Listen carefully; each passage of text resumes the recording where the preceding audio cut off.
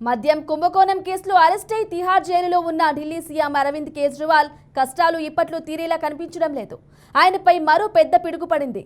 ఖలిస్తాన్ ఉగ్రవాద సంస్థ six for justice నుంచి సుమారు 134 కోట్ల మేర నిధులను స్వీకరించాలని కేజ్రీవాల్ పై ఫిర్యాదు అందిందని, దానిపై జాతీయ దర్యాప్తు సంస్థతో దర్యాప్తు చేయించాలని కేంద్ర హోం మంత్రిత్వ శాఖకు ఢిల్లీ లెఫ్టినెంట్ గవర్నర్ వికే సక్సేనా లేఖ రాశారు.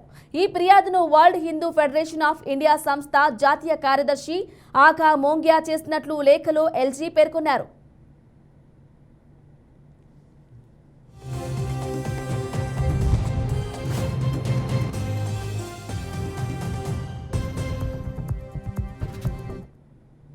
పంతొమ్మిది 1993లో ఢిల్లీలో జరిగిన బాంబు పేలుళ్లలో 9 మంది ప్రాణాలు కోల్పోయిన కేసులో దోషి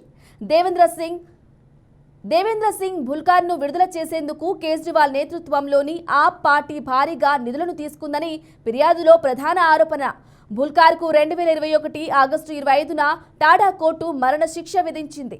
తర్వాత సుప్రీంకోర్టు ఆ శిక్షను జీవిత ఖైదుగా మార్చింది.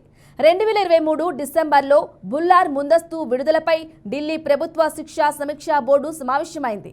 ముందస్తు విడుదలకు బుల్లార్ అనర్హుడని తేల్చింది.